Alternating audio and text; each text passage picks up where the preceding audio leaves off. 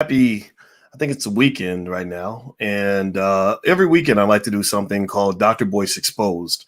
And I figured that since the name Boyce Watkins is out there and apparently a lot of people find my life very interesting, I really like to greet things head on and answer questions. I like to answer questions for people that really want to know, who is this guy? What does he think? What is he all about?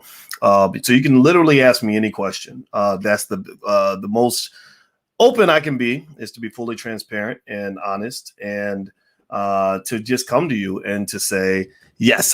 So here's what happened, right? So I was out with family today, and I went to what's up on Instagram. My Instagram is the real Boyce Watkins.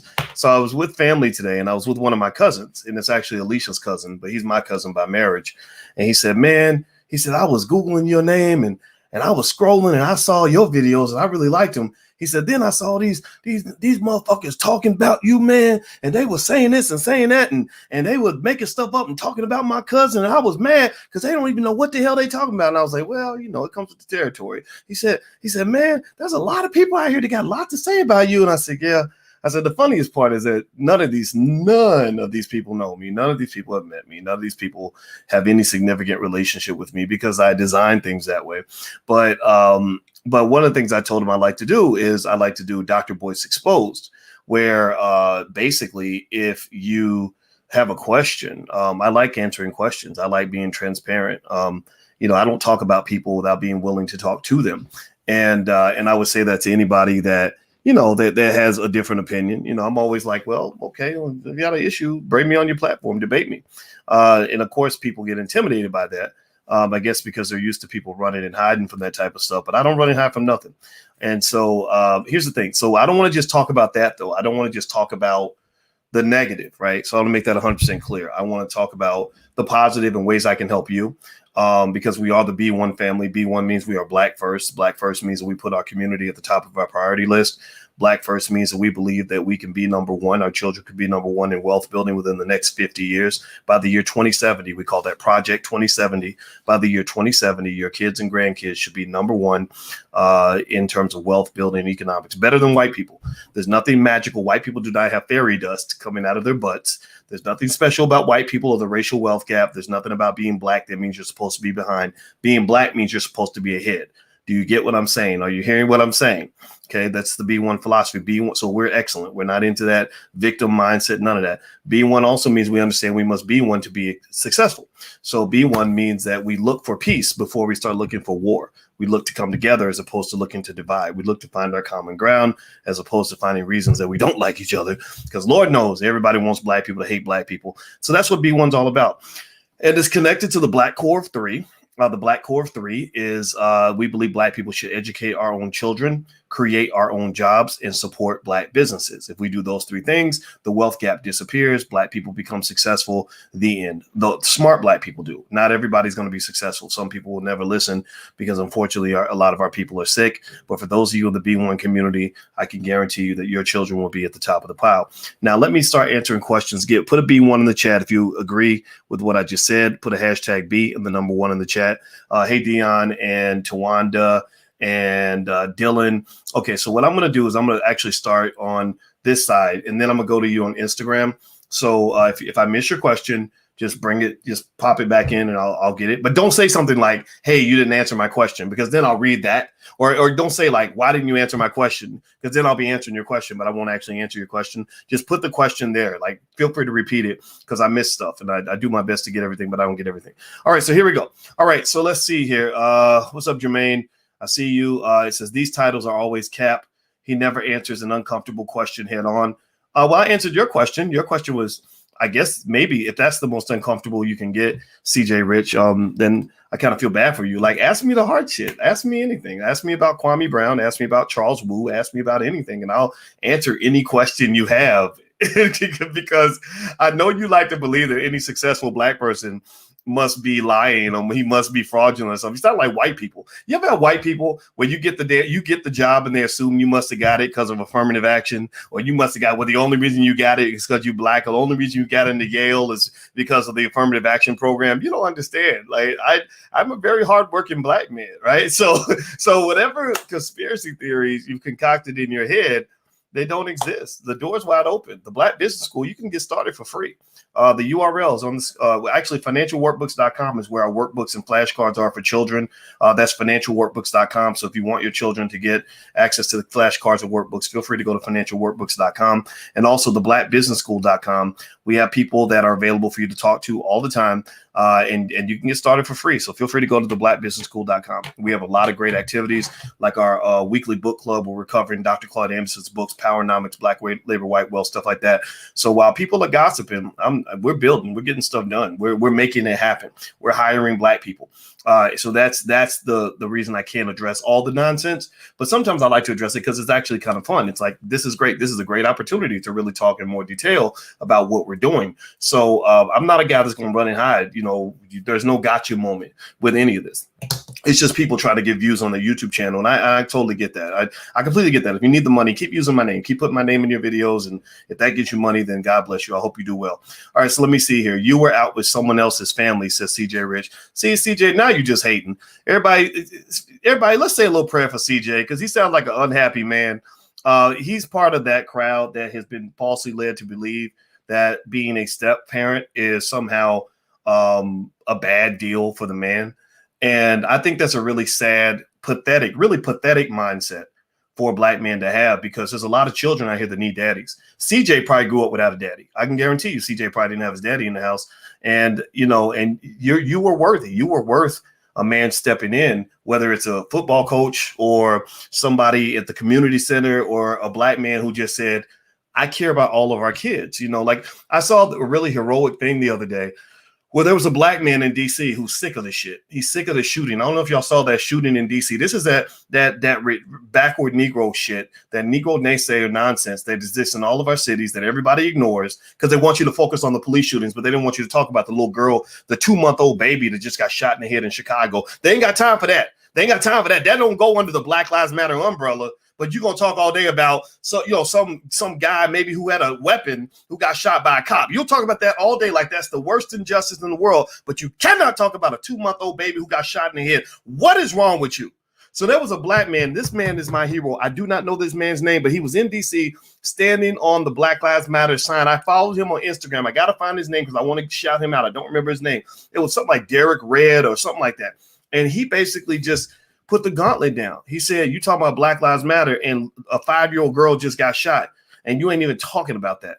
So get out of here with that nonsense. So if you are a person that falls for the nonsense and you're in that Negro naysayer category, the Negro naysayers got a problem for every solution. They hate anything positive in Black. They see me and my wife smiling and happy, and they somehow think that that's a terrible thing. Or they see the fact that I care about children other than my own. I ain't got to put my penis in a woman for me to give a damn about Black children. What the hell's wrong with you, you ridiculous son of a bitch? Seriously, that stuff makes me mad. I'm sorry. I didn't mean to go that far with that comment, and I don't want to hurt nobody's feelings. But this little kid stuff is ridiculous to me, But then again, if you're under 30 and you still think you're gonna just sling your penis until you get old or whatever, then I can't. Then that's fine. You're just not mature yet. But the fact that people are pushing these ideas that we should reject 60% of the women in the Black community and go date white girls? Is that what you want to do? Like, are you want to chase snow bunnies for the rest of your life? Like, what's wrong with you, Negro? That we are in this together. I like my favorite Black people are. I don't love every Black person. I ain't gonna lie. Some of y'all Black people are worse than fucking Klansmen. I'm sorry. The Black people I love are the Black people who understand that we are in this thing together.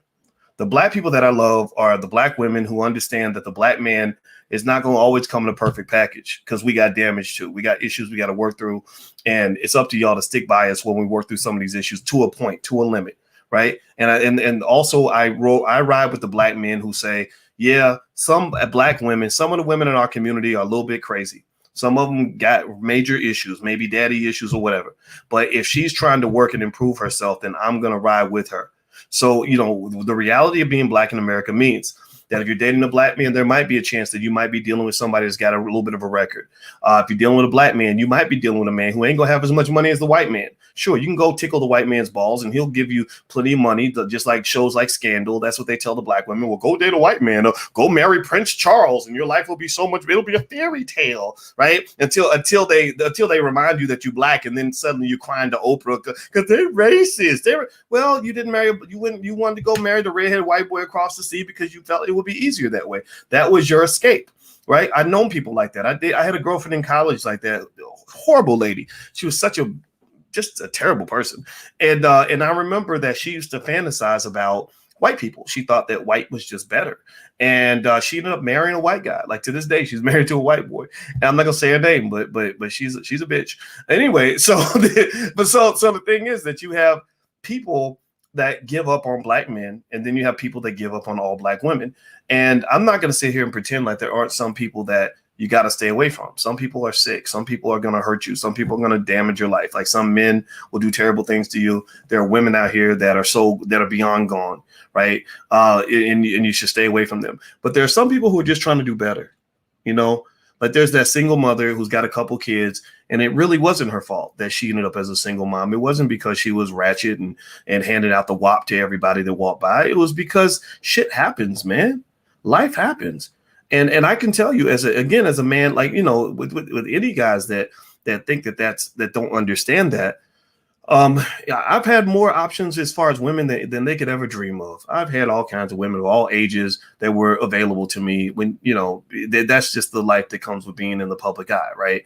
And I never once did I look at a woman with kids and say, oh my God, ew, you rodent. Oh my goodness. I can't handle that. I can't handle that. Right? I didn't know. It's like, no, bring those kids over here. As long as they act like they got some damn sense, they can use a mentor, and I'm happy to step up and mentor a black child. It is an honor to raise and mentor a black child, and I do not have to stick my penis in the mother in order for me to be that child's daddy. I got a lot of kids where I'm the daddy, but I did not actually give biological birth to those children, and that to me is my job as a black man. You have to be there for the children if you care about the community. I'm not telling you to go marry a woman with kids. I'm not telling you who to marry. I'm just saying if you're sorting women based on who has kids and who doesn't, there are a lot of real shitty women who ain't got no damn kids. So good luck with that. God bless you. But get off that silly stuff. If you're thinking on that primitive level, then I can't even connect to you. I can't even relate to that. I don't relate to immaturity and nonsense. All right, so let me see here. Moving on. Let's see. Okay, Opulent says, I have a question for you. See, that's not a good question to put. If you put a question, put the question in there. Don't say I have a question. Like, put the question, right? That way I can answer it right then. Let's see. Dylan Chase says, yo, boys, keep up the good work. You keep me sane, homeboy. Well, I love you too. You keep me sane too. And the people like you are the people that I like talking to. I don't really give a lot of attention and energy to trolls and stuff because trolls don't have anything to do. They're kind of looking for attention. And the more attention you give them, the more they keep coming back. And I'm not really here for those people. Let's see. But one ironic thing is they don't understand that they actually keep you relevant. Like when people are making videos about you and stuff like that, like my Instagram following shot up once they started talking about, like Kevin Samuel, same thing. When they tried to attack him and tried to cancel him, that's what led him to actually blow up. Right. So sometimes people think they're canceling you when really they're actually making you more relevant than ever before. So I've never had this many people asking about me or Google searching me than right now. Right. So this is actually an opportunity if you use it the right way, as long as you're not doing nothing shady or whatever. Let's see. Taylor says, what do you think about this child tax credit will do for our economy? I think it'll be good. I mean, I'm happy to see people getting a child tax credit. I wish rich people would pay more taxes because that's where your deficit's coming from. Your government deficit exists because rich people don't pay their fair share, and corporations are able to write too many things off. And I'm a big fan of the global minimum tax so that they can't keep jumping across the border to pay lower taxes. Also, I would be in support of a global minimum wage, like across the world. Everybody makes no less than a certain amount of money because that's another way that the corporations get over. Lewis, Dr. Boyce, do you think Biden will achieve anything for blacks during his 4 years? He gave you a Juneteenth holiday. He'll probably, give y'all some, he might put up another Black Lives Matter sign on the White House or something, but he ain't going to do nothing substantive. I don't think Biden's going to finish his whole term. I think Biden is going to be in office for probably about 2 years, and then Kamala Harris is going to take over. And that's why I bought cannabis stocks, because when she takes over, I believe that cannabis stocks are going to go up because she supports the legalization of cannabis. What do you think about Outbrain as an investment? I like Outbrain as a company. I don't know if Outbrain is a great investment. I would have to look into that more, but I did see that. Let's see here. My name is Martin. I'm from Syracuse, New York. I was listening to your broadcast and you mentioned you attended Syracuse University. My question is, what was your personal experience in Syracuse relative to social equity? I didn't have a good experience on the faculty at Syracuse, finance is a very white male dominated profession, and I'm not exactly the black man that you want to hire if you're white, because I rub white people the wrong way, because I know where the bodies are buried. I understand, economics better than they do, and also I know black history and I know the truth and I'm not afraid to say it. So that makes white people very uncomfortable. Even though I don't hate white people, I have white neighbors and I smile at them and I think they're awesome, and they think I'm awesome, and that's it. But then they get very nervous when I start speaking the truth about what's really happened to black people, the fact that we're owed $15 trillion in reparations, and that's what happens. They get nervous because they don't want to pay that. And I'm not a fan of giving a whole bunch of stuff to immigrants and all that. It's not that I'm against it. It's just, you need to pay us first. Pay us first, then do whatever you want with the immigrants and with everybody else, gay people, whatever you want to do. I don't care, but pay us first. Like, why are you always paying us last? We're the first ones to show up and vote. If we're the first ones to show up to vote, we should be the first ones to get our financial benefits, but you don't do that. And it's really black people's fault. It's not white people's fault for doing this. If you're a sucker, they're always going to play you for a sucker. If you consistently volunteer to be a sucker, then that's the position they're going to let you play.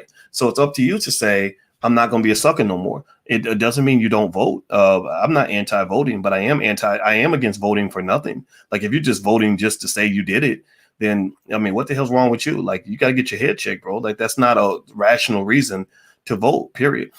Is Forex a scam? I've been inboxed countless times. Forex itself is not a scam, Dexter, but there are Forex scams out there. And also, I want to definitely reiterate to everybody, there are people who go into my chat sometimes. Crap, this fly, I hate flies. Who go into my chat and they pretend to be me, and they solicit people by sending them private messages, inviting them to invest in stuff.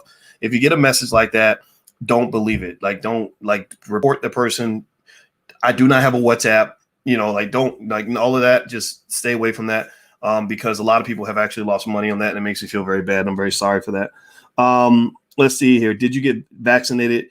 Why or why not? I did not get vaccinated because COVID never scared me that much, to be honest with you. I've always believed that it's real, so I'm not a denier of its existence. I just felt that the pandemic was handled differently because it was an election year. I think that during election years, what they do is they heighten everything that can scare you. They take a molehill and they turn it into a mountain, right? So they take something that's there and they make it into the biggest, scariest thing in the world, because the number one motivator when you're getting people to take action, whether it's voting or buying a product or anything, is fear. Studies show this, that fear drives TV ratings, fear drives newspaper readership, fear drives profitability when it comes to product offerings, fear drives voting.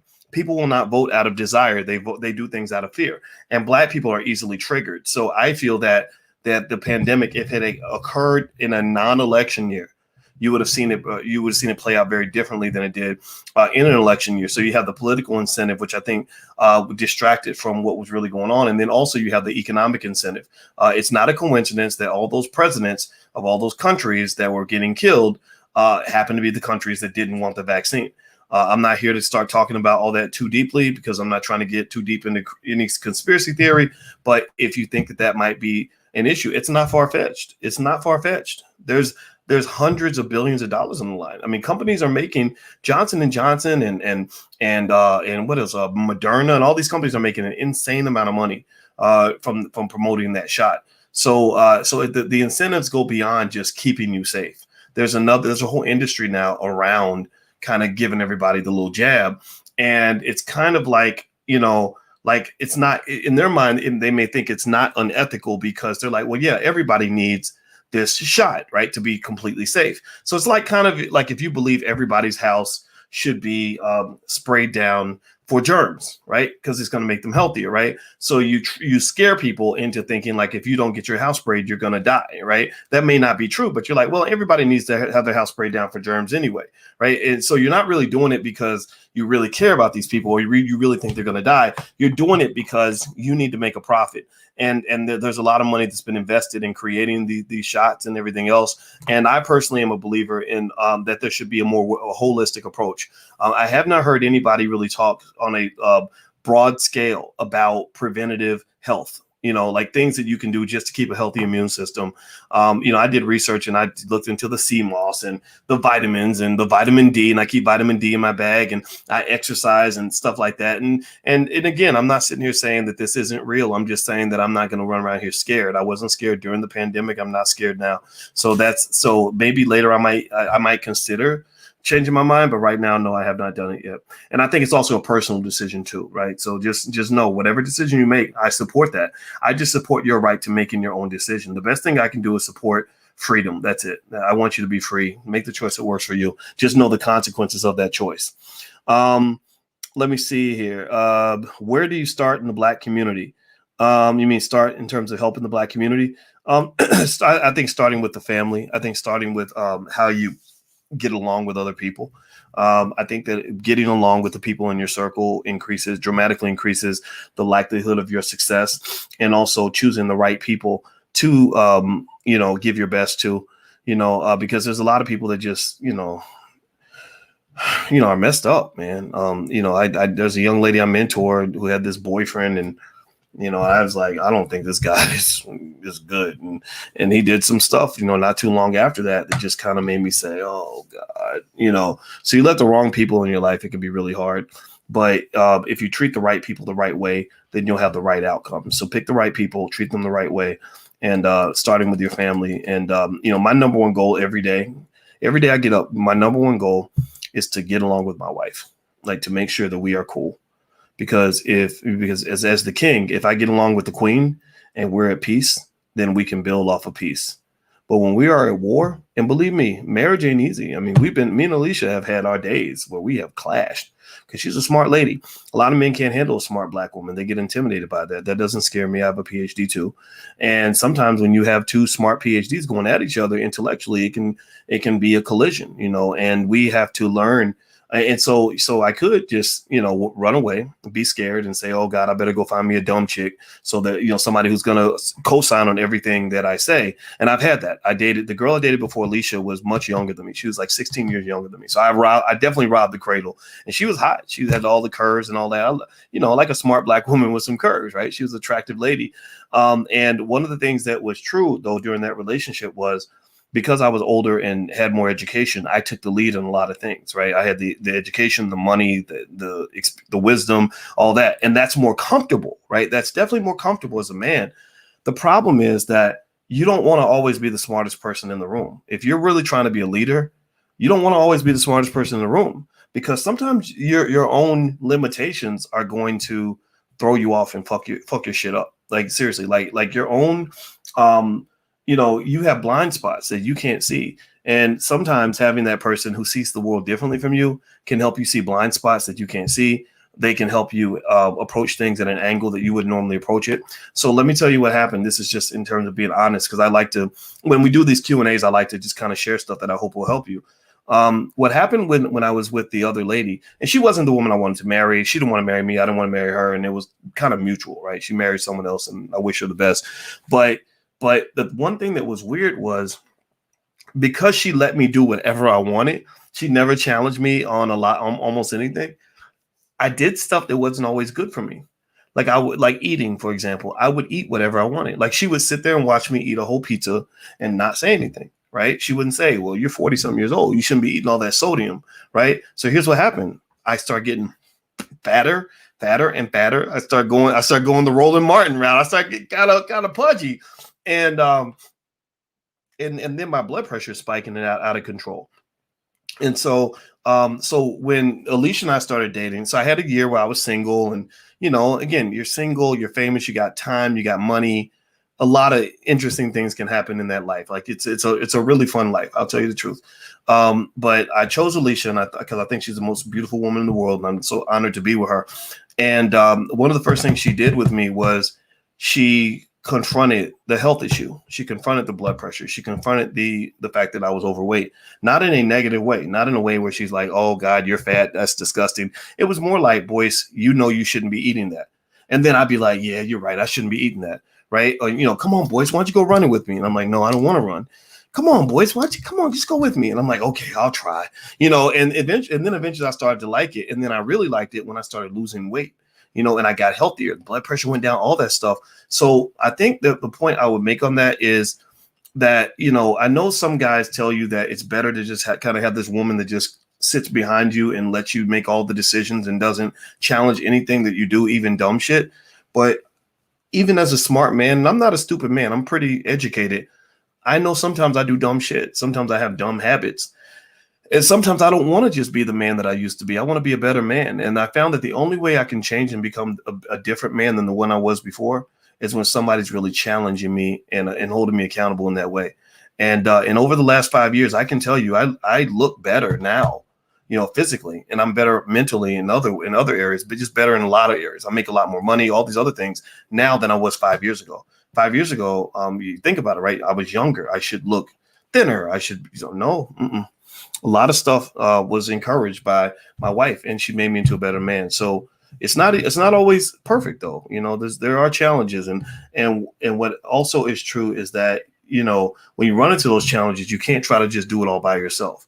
Like getting help, like a therapist or reading books or watching videos or whatever, can help you learn how to even talk to the people around you and lead them better and all this other stuff. And you see a lot of guys that want to be the leader, they want to be the king, but they haven't earned the king's position, right? You got to pay the cost to be the boss.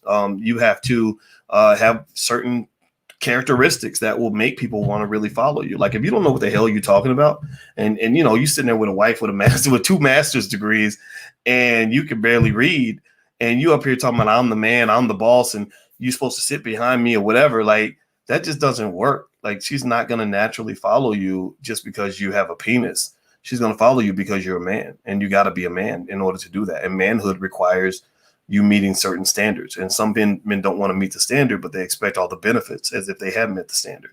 And that's just what I've seen in general. And there's other arguments you can make about women as well. There's a lot of women who just expect men to love them forever, no matter what they do or who they are, or how they behave. And that ain't true either. If you acting like old hood rat, like ain't nobody gonna want to deal with that. You loud and ridiculous, and you think you're empowered. You think that being empowered means always yelling and yapping and talking over people and just being like obnoxious. Like, no, that makes you an asshole. And I knew I didn't want to marry an asshole. I wanted to marry a lady, and my wife is a lady, and I'm proud of her for that. All right, so let me see here. Annette says, "Hey, boys from Brockton, Massachusetts. Hello, I heard of Brockton. I remember Brockton. NYC is the home of hip hop. Yes, it is. What's the best way to connect with you offline? You can send an email. You can send an email to producer@flynubianmedia.com. That's producer@flynubianmedia.com. Who is Charles Wu? Charles Wu is an Asian guy I worked with a few years ago, and he's a smart guy. I know him. He's not, but what happened was that he made a video about me and the fact that he was helping us with our marketing, and it was an unauthorized video, and he was really almost a little disrespectful in the way, like he was using it as a teaching tool. And it really bothered me when I saw it. But when people saw it, of course, people want to make the worst interpretation ever. So they came up with this whole conspiracy theory that my whole business is being run by an Asian man. And the reality is that none of that has ever been true. But I was glad to work with him because he was a nice guy. He was good at what he did. If you run a business, you have to do marketing. You can't do a business without marketing. You can't do a business without revenue. So when you have people in the community, one sign to show that people don't understand business is when they start saying that someone's a scammer because they charge a price for a product. You got the Negro naysayers who literally attack Black businesses in ways they don't attack any other businesses. So if you run a business and you charging $50 for for your class, or you're charging, $10 for a book, or you're charging $2 for a bag of potato chips, they like, oh, you stealing, you ripping Black people off. But they don't have none of that smoke for all them white companies that are taking billions of dollars out of the Black community. But yet a business that is hiring Black people, that is helping Black people, which we've done both. We've hired a lot of Black people. We've helped a lot of Black people. We put Dr. Claude Anderson back on the map. Powernomics is now much more popular because we promoted Powernomics to millions and millions of people. And that was a intentional thing. We intentionally did that because we intentionally believe that Black people should be in control of the way our children are educated. So I took that personal, and we achieved that goal, but yet somehow that's all fraudulent and that's all scammy. But yet, you know, you got Negroes lining up down the block and around the corner to get Popeye's chicken and Air Jordan sneakers and whatever else, whatever other crap people are buying. But nobody says a word about that. But you go and you attack black businesses. People like that. I feel, you know, I just don't know what to say. I don't know what to say. I can just say, well, you know, people can think what they want, but, you know, we got to keep things moving. And you can't spend too much time responding to people like that because their goal is to just destroy. Like their goal isn't to learn and to evolve and to do something better. Their goal is just to destroy. And that's that self-hatred that we talk about as far as black people. Let's see, Darnell, are dividend stocks good to invest in as a beginner? Some of them are. They tend to be lower risk. They're not high growth companies, but you know, dividend stocks are okay. It's hard to make a lot of money off dividends. It really is. You got to own a lot of stock to get a decent amount of money from dividends. But I think a dividend paying stock is better than like a savings account, things like that. Why doesn't Vicky Dillard like Kevin Samuels? Well, that's Vicky's opinion. You know, Vicky Dillard is a sweetheart. She is one of the most awesome black women I know. One of the greatest human beings in the world to work with. She's an honorable business partner. I've had to cut off relationships with people because I didn't like their energy. I didn't like people screaming and hollering and cussing out everybody and mistreating other black people around us. So I cut them off. And then, you know, and then they go on the internet and they keep screaming and hollering, but they're your buddies until you tell them to get the fuck out. And then suddenly it's like, oh, well, Boyce is a scammer, but you worked with me for a year and a half and you loved me until I told you to get the hell out. Right. And that's what it is, you know, and the reality is that that's how business goes. Sometimes you got to tell people to go. And I'm very nice to people until I feel like you're harmful to the people around us. If we're working in a group and you're hurting other people and attacking other people constantly or whatever, just being a jerk, I don't want you in that space, you know. So there's people there's a nicer way I could have done it. We had non-disclosure agreements and people will violate the NDA or whatever. And some of them get sued, some of them don't. But either way, though, once you violate your contract, I'm not going to, you know, at that point, I'm not even going to talk to you anymore. So there are some people out there that might have things to say about me, and you might wonder why I never addressed them. It's because you violated your contract. You're not even honorable enough to honor the contract you signed. So you don't do business with dishonorable people. Let's see here. Such deflection. I'm not on your economic level, but I'm a six-figure dude myself, member of the Black Business School. Okay, good. All right, good. Well, you know what? I hope that you learned something. Oh, you bought me something? Thank you, babe. I appreciate it. All right. Well, you know what, CJ? Maybe that seems like deflection to you.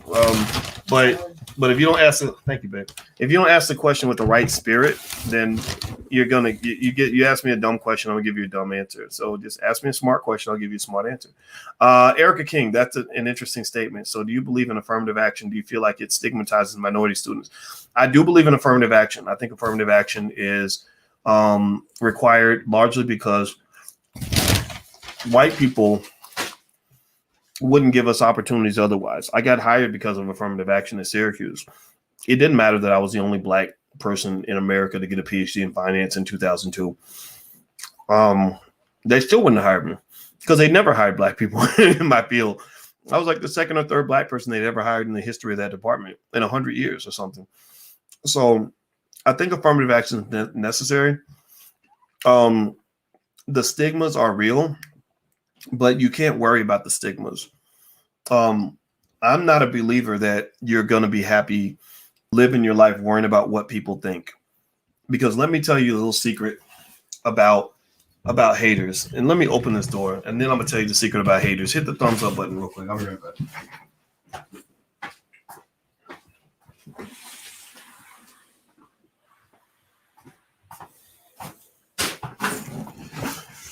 Once you really start winning and being successful, you're going to have people that will just hate you no matter what. Like there's no amount of kindness you can show that's going to make them not find something negative to say. There's nothing you can do for them because their attitude is a reflection of how they feel inside. It's insecurity. Typically, you will rarely have a hater who's doing better than you, right? Every hater that you have will usually be a person who wants what you've got, or if it is a person doing better than you, they are hating on you because they are threatened by you. They're afraid you're going to take what they have, right? It's one or the other. So ultimately, in terms of stigmatism and all that, I wouldn't worry about that. I mean, I'd just be glad to get the job, and then at that point you go work on building your business and stuff like that. Don't worry about what people think. Are you a real doctor? I'm not a medical doctor, but I have a real PhD. I graduated from the Ohio State University. My wife has a real PhD. She's a real doctor. I know some people think that she isn't because somebody who doesn't even know us might have said this on the internet. I don't know if it was Kwame Brown or somebody else, but none of these people know us. None of these people have met us. They just say things and then people believe it because they said it on a YouTube channel. And I don't know why people get out there lying like that. But no, my wife really worked for her PhD. It's very, very real. It's not fake. She is a full professor of social work. Only 1% of the country has a PhD. Probably maybe 10 to 15% of that 1% ever become tenured professors. And maybe only about 10% of that 1% become full professors. So the numbers of Black women in this country who are full professors is extremely, extremely, extremely low. It's like the number of guys that make it to the NBA. So my wife is a bad motherfucker, and I'm so proud of her. And I'm not, and I know that maybe people think that that's simping if you brag about your woman, but I'm gonna brag about her all goddamn day, because if she was a man and I was her woman, you would expect your woman to brag about you. If you worked hard to accomplish something at the highest levels of your profession, like you literally have busted your ass, sacrificed like crazy, we're studying when other people were partying, and you achieved the highest pinnacle of your profession, done things no one else in the history of your university has ever done. Wouldn't you want your partner to be proud of you? Come on, man. Seriously, these guys, this stuff's crazy to me. I'm damn proud of her, So yeah, my wife's a badass. So no, and I'll probably end up saying it again just because, oddly enough, again, you got people that have nothing to do other than make things up. So they'd say, "Oh, her PhD isn't real." No, it's realer than your raggedy ass. I'll tell you that. Terrell, hey doc, how is your biological daughter doing? I never heard you mention her anymore. She's doing fine, and I'm gonna keep that private. But she is doing well. She's doing hair, and she's very good at it. Thank you for asking. Let's see here. Let me keep going down the list. Let them haters hate. We love you, man. Well, I love you too. Thank you very much. And that's what I found too, is when you first start getting, weird attacks, which I've gotten them before, you don't know what to do with that, because you can get upset when people say things that are just not true. But what I find is that as long as you're not doing anything, crazy, illegal or anything like that, then, and you don't have anything to hide, what you have is you have people that are on the outside who don't know you, who just believe anything and say anything. And then you have the people who are like curious, like, damn, like, is this guy, maybe he really is pretending. Maybe this is all fake. So those are the people I like to talk to those people. I don't like to talk to the people who hate me no matter what, because those people, you can never say anything. They're always going to, whatever you tell them, that's fuel for the fire. But the people that are really curious, I like to talk to those people. But then you got people that trust you, people that just are like, yeah, he may not be perfect, but that's my dude. Like, he may not be perfect in every way, but that guy came through for me. And that's those are the chips I'm able to cash in on when somebody does something unfair. Like when Kwame Brown was saying all these things, it wasn't right. It really kind of made me sad because I thought we could work together. But what I was insulated by is that I've been consistently on a daily basis helping millions of people, to gain an understanding of life as a Black person in America and throughout the world. Not just economic help. I mean, that's one thing I like to offer, but I think I offer the big picture on Blackonomics that you're not going to really get by taking a finance class somewhere, or by, studying stock market investing. Like, there's a lot of people that can teach you stuff like that, but there's a whole other dynamic, a socio-political, psychological dynamic as well to wealth that I think I have a unique understanding on, that I think helps you simply live a better life. It helps you to not just acquire resources, but to utilize those resources in a way where you achieve the real goal. The real goal is not a big bank account. The real goal is happiness and fulfillment and meaning in your life, right? What does it mean to be a quality Black person? What does it mean to really help Black people out of this shithole that we've been put into? It ain't just getting a fancy job. It ain't just, starting a nice business. It's deeper than that. It goes down to family. It goes down to how we engage with each other. It goes down to whether you created a job for yourself or you created a job for, 100 other people, right? How many lives have you improved in the work that you've done? So it's not capitalism. It's not socialism, Marxism, because they don't talk enough about the money.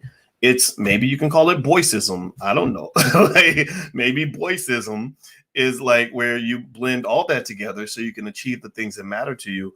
And I think we've done that pretty well, and those are the people that have your back. Those are the ones that matter. Those are the ones who really support you when you're trying to really build something. Because a lot of people do a lot of talking, but don't actually put their money behind anything and support the things they believe in. Let's see here. I'll be looking to see if he responds to people on here. Yes, I do. I love to respond. Boys, how many games will the Bucks crush by? I heard the Bucks won again tonight. So what's the series? Let me see. Bucks versus Suns. Let me see here. So it looks like the Bucks won. Oh, so it's 3-2. Oh, shoot. Okay, so the Bucks are wait, is that one game away from a championship? They can win it in 6. I'm kind of surprised. I thought the Nets might win it, but I never liked the Nets. I like the guys. I think they're talented. I just feel like Durant and the guy with the beard, Harden, I feel like they're mentally not strong enough to win a championship. Forgive me, but I know Durant has won one before, but I feel like when I saw that happen with Golden State, I felt like it was the whole team together that did it, or Steph Curry and those other guys. I didn't feel like Durant just mentally. He's a notch above Tracy McGrady in my book, and Tracy McGrady was not, to me, mentally tough, or like Dwight Howard. These great players that were not at that next level, that Kobe Jordan kind of level. But then again, what do I know? All right, so let me keep going. Let's see here. How was your time in GI? Oh, Gary. Oh, GI, Gary. Okay. It was great. I love Gary. I went to Miller Beach. It is beautiful. I actually want to put the Black Business School in Gary. I want to get an office there because I like Gary that much. I feel like I live there. What do you think about Dave Ramsey? I think Dave is a very smart man, and I like I like most of what he says a lot. Sometimes I disagree with him, but you're going to disagree. I think that our views on debt are different. He thinks he seems to feel that debt is almost always bad. I feel like debt is good, but you got to be careful. But there are conditions under which debt is good. Sometimes it's bad. It really depends. White House spoke about us yesterday, brother, myself, and the rest of the disinformation dozen. Really? I got to look. Oh, you're talking about on the vaccine stuff? Yeah. That's really interesting. I don't know where that's going to go.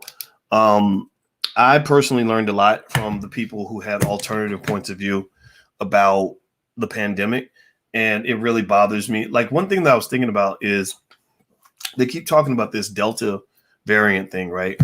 And I've noticed that they don't really talk about death numbers.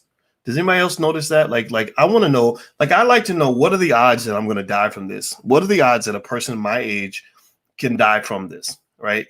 And if it's 1/3 of 1%, okay, thank you for that information, but that's not something that's going to make me afraid to get up every day, because there are people on the west side of Chicago who have a higher probability of being shot that day. Just keeping it 100, so this idea that somehow I'm supposed to shut my whole life down over something where I have a 99.9% chance of survival, I don't get that. Like, I'm not, a person who's capable of even processing something that's that silly. So I'm not saying that it doesn't exist. I mean, people can respond the way they want. I'm just a believer that you should be free to have the reaction that you want to have. But, I'm sure somebody will disagree, and that's okay. All right, so let me see here. Somebody says I have a question. So don't say I have a question. Just give me a question.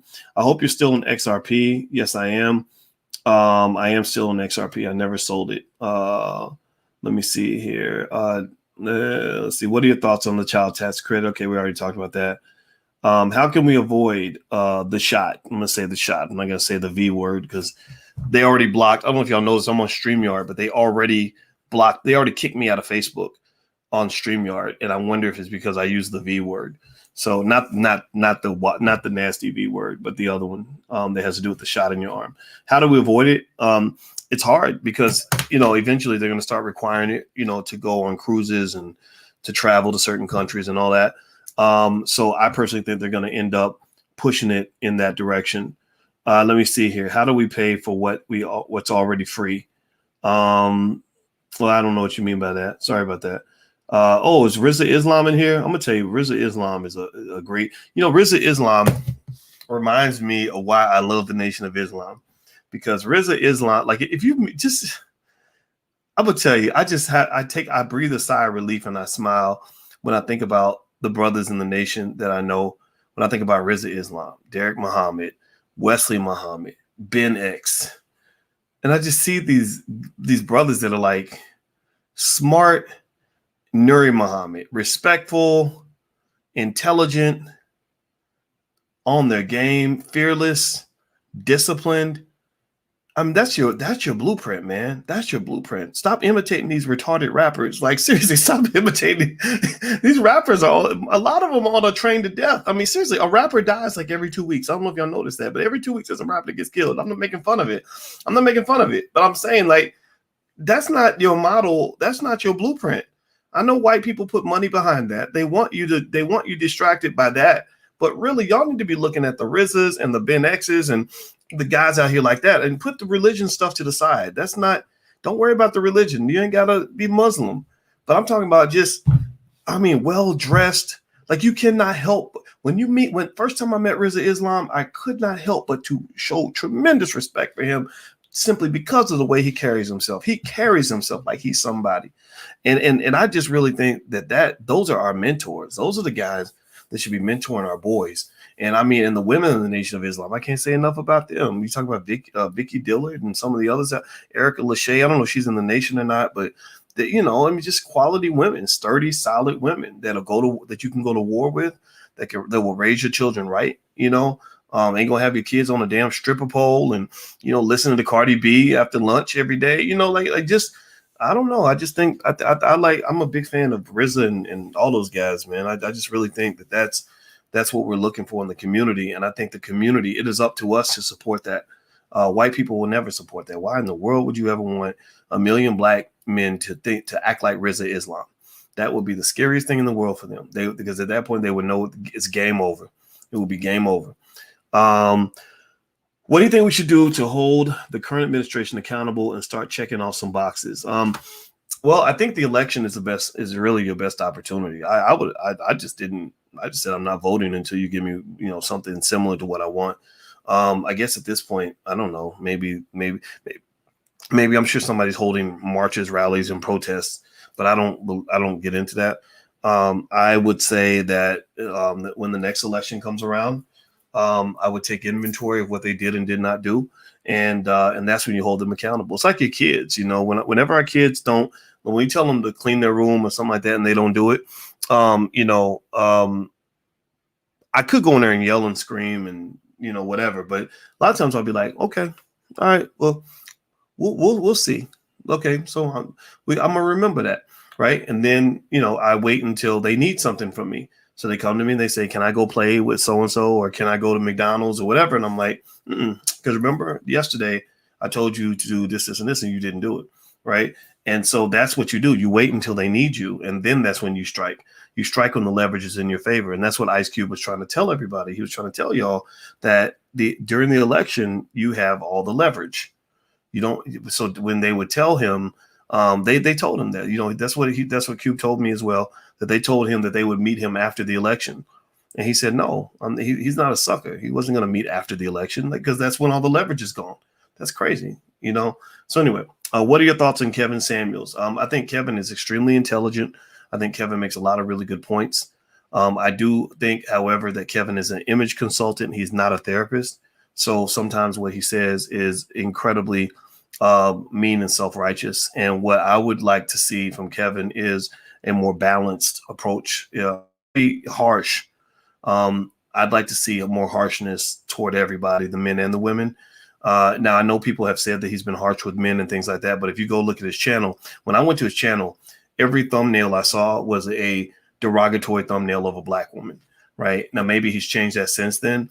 But I think that we have to be careful about falling for the temptation to get on this, like, let's bash black women bandwagon, because it's no better than the let's bash black men bandwagon. A woman could easily create a show doing the exact same thing that Kevin does, like just literally talking about how raggedy men are and what men aren't doing.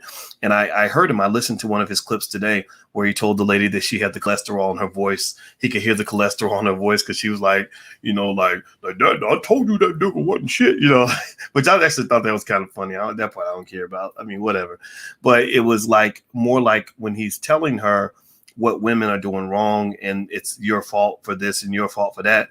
I didn't hear him really say, what the man's responsibility was. And I didn't see a lot of flexibility in terms of considering the idea that perhaps we could, as men, maintain our strength and our masculinity while still allowing some sharing of power with women.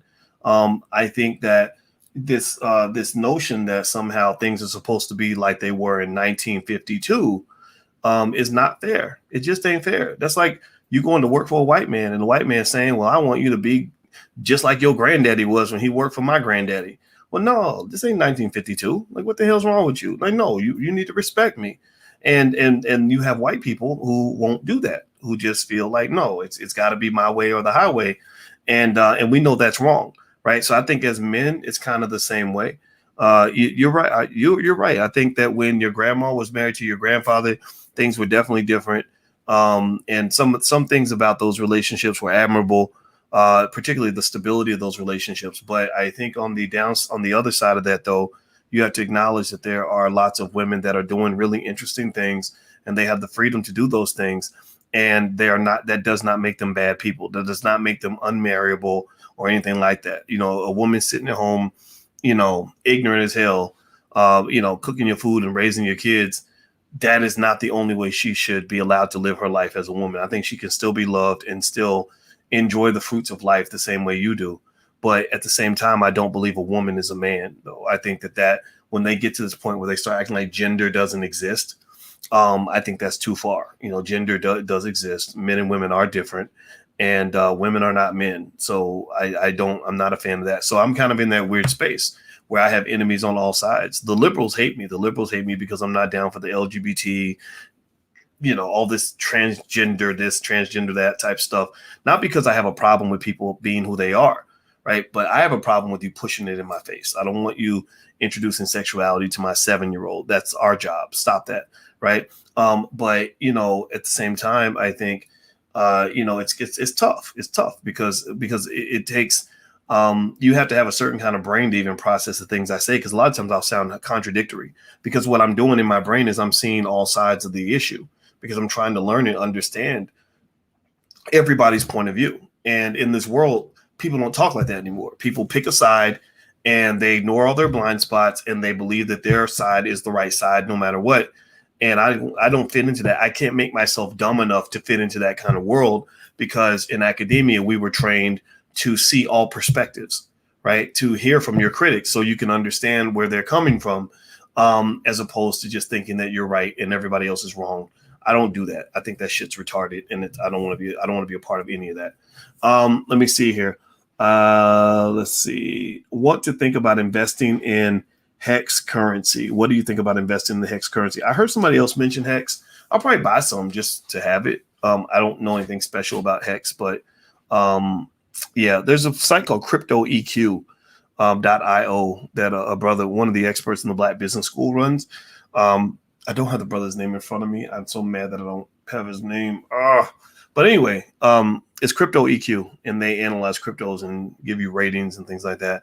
So you can feel free to take a look at that. Do me a favor, hit the thumbs up button, hit the share button, hit the subscribe button. My Twitter is Dr. Boyce Watkins 1, in case you don't know that. But everybody, please hit the thumbs up, share, or subscribe button, and then put a B1 in the chat to let me know that you did that, because we could really use your help in terms of growing the platform and reaching all intelligent Black people on all sides of the universe. And also on Wednesday night, we do our book club. That's where we're covering Black Labor, White Wealth by Dr. Claude Anderson. We're going to do Powernomics next, and we're going to do the Black History Reader after that. And we're literally going through these books with a fine-tooth comb. We're approaching week 3 And weeks 1 and 2 went really well. So I think you guys are going to like it. It's free of charge. So go to blackkeystogreatness.com. That's blackkeystogreatness.com. All right. So let me see here. Had anybody get free food stamps or of the clear blue? Sorry, I don't know what that question means. I'm sorry. What's your take on the infrastructure bill? I think the government is spending way too much money, but that doesn't seem to matter to them. And I guess it's just the world we live in. But I will say that the infrastructure bill looks like it's going to be pretty massive. The inflation that people are talking about, that's probably coming, but it won't be disastrous like the end of the world. And I think that we need to spend money on infrastructure because we're falling behind as a country. I just wish they could simultaneously increase taxes on the wealthy because there's no reason Jeff Bezos should be sitting on $200 billion. I'm just not a fan of that. I think that because those rich people could shore up that government deficit all by themselves. Has anybody been getting free food stamps? For the reason if you didn't apply. Well, I haven't heard anything about that. Let me see if I can kill this fly. Come on. Shit. Damn. I hate flies. Oh. All right, so let me keep going. What do you think about investing? Oh, you already asked about Hex. Okay, I already read that. 5 years ago, you brought me on your platform. You gave me the insight to launch what I'm doing today. All right. Oh, Shannon Stewart. Yeah, I remember. Yeah, I know you, man. Shannon Stewart Ministries. Everybody follow SS Ministries. SS Ministries. Shannon Stewart is a pastor. He is a financial expert, and he's also a proud gun owner and just a good black man. So everybody follow SS Ministries. You got to look up Shannon. He's a really good guy. Brittany says, hey, doctor, I am from Louisville, West End. All right, 41st Street near Shawnee High School. I know all about that. My dad went to Shawnee. What part did you grow up in? I grew up out near Oldham County, out by Ballard High School. Is your family now? I had a lot of relatives though down on 41st. My grandmother lived down there. Is your family still there? Yes, they are. I moved years ago. Louisville has a lot of work needed there. Yes, and I love Louisville. And shout out to my home city. That's where Breonna Taylor got killed, but also my best friend Greg Wilkins got murdered in Louisville, a few blocks from where Breonna Taylor got killed a long time ago. And his daughter's name is Jasmine, and I'm super proud of her. And she's a great mother and a smart young lady. And I've taken I feel like it's my job to take his place, because I know he would do that for me. And so I love her like my own. Let's see here. Core of 3 and common ground sounds good. Yes, the Black Core of 3. Educate our own children, create our own jobs, support Black business. That's right. Do you think the UN meeting with Biden will change everything? I think it's going to make a difference. I think they're going to push forward on this tax proposal, which is a big deal. I think they need to really lay down that global tax minimum. And then I guess they're still solving the problems with the pandemic as far as getting everybody the shot. Let me see here. All right, so let me scroll down some more. That's a dope shirt, Dr. Watkins. Yeah, well, actually, we have a t-shirt site. I don't mention it much, but it's actually wokeblacktees.com. WOKE, wokeblacktees.com. So feel free to go to wokeblacktees.com. We have a lot of really smart alecky shirts for people that are very pro-black. So feel free to take a look. I just keep forgetting to mention it. Let me see here. Okay, let's see. A solution might be to switch to a third political party for political leverage, to move data to increase the quality of life score for Black people only. Yeah, I would lean on the political scientists to do that. Like if you're in that category and you want my support or endorsement on something and I could be of help to you, just let me know because I agree we need some political solutions, but I'm not a political scientist. So it's what it is, Let's see here. Do you think that playing Call of Duty or playing games and talking to people is a positive way to teach and learn? I think it is, Master Lee, but I don't know. Maybe it isn't. Maybe it's incredibly immature. I just know I love Call of Duty. It's really fun. And I don't know. Some things I do are stupid. I know this, but it's like, hey, if you want to talk to me while I'm doing something stupid, I'm okay with that. So, but if you think it's stupid, then it's okay. You can, you don't have to watch. Andre, we as Black people are at war with the United States government, and they're turning our Black women against us, but our people are lost. Yeah, it kind of bothers me. I wish Black men and Black women would realize that we should stop hating each other. I don't think that's cool. Let me see here. Do you believe that artists ever age out of their craft, specifically rappers? I think you can age out. Like if you're a rapper, I think you have to be a more mature rapper. It's like jazz, right? Jazz used to be for teenagers. And then the jazz artists got older. And as they got older, they got to the point where, you know, jazz became an older genre, right? And then there were the young artists and the older artists, and they had different styles of music, right? So I think with hip hop, it's the same thing. I think that if you're 50 years old and you're trying to be an 18-year-old, that's not going to work very well, right? But if you're 50 and you just talk to the other 50-year-olds who grew up with you, you know, then there's a market for that. You know, I had a conversation with Willie D about that. Willie D was in my wedding, and he's one of my best friends. And apparently my wife's whole secret mission was to go get with Willie D. That's what Kwame Brown said. Even though Kwame doesn't know me, doesn't know my wife, he doesn't know Willie, but somehow when he's smoking that hookah, whatever the hell he's smoking, snorting, or drinking, he comes up with these weird theories, which I thought was hilarious. But Willie D and I were debating that, and one of the things I told him was, I said, you know, you and Scarface and all those guys, you still have a market. Like you could still, you know, Ice Cube's music actually got better as he got older. You know, and so I said, why don't you just make music for that market? And I think what happens with those guys, though, is they get smarter about making money. They get to the point where they realize that the money isn't in the music.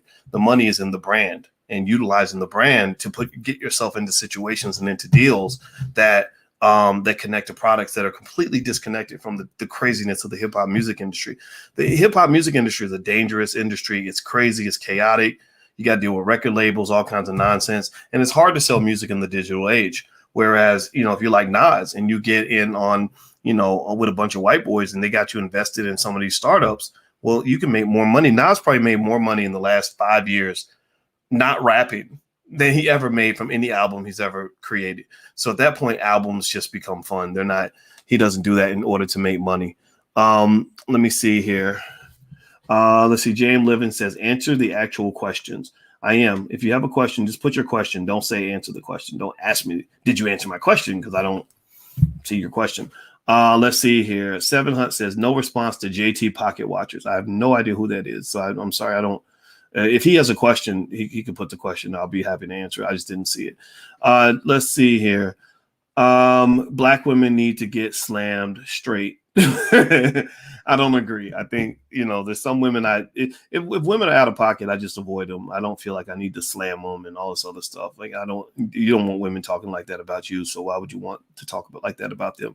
And I think men should speak up about that. If you love your mother, I mean, maybe you hate your mom, in which case that statement is null and void. Let's see here. What's up with that guy? Kevin's always slamming black women. Okay, so I don't know what you mean. What are some keys to determine if someone is a good business partner? I think it's kind of like picking somebody as a relationship partner.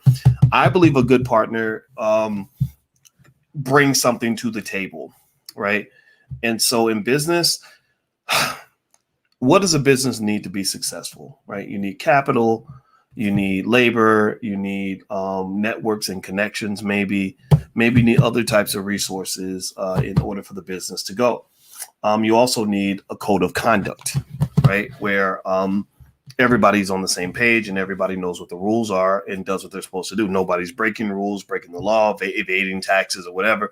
And also nobody's skipping out on their responsibility. So when I think about a business partner, what I look at is their track record. Just like dating, you know, when I began to date Alicia, I knew her a long time before I was, you know, even interested in considering like a romantic relationship. And that helps because I knew the core of her character. Right.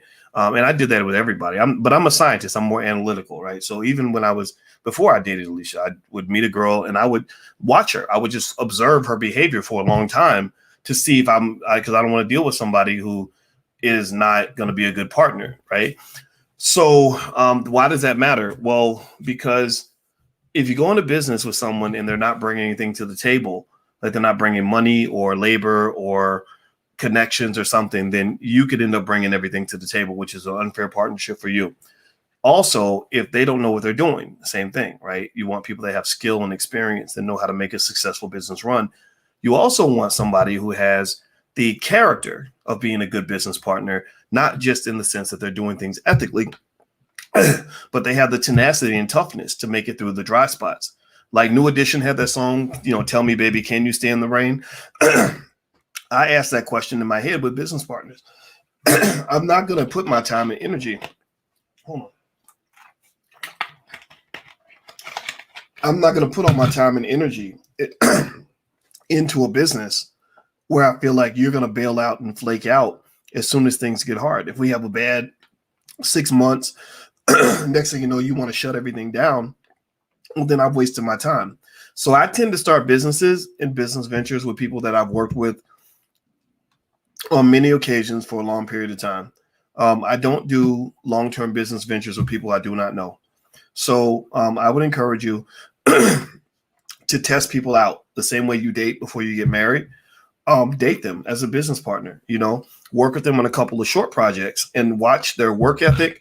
Some people work hard because you tell them to work hard. It's just that even when you hire an employee, some employees work hard because you're watching them.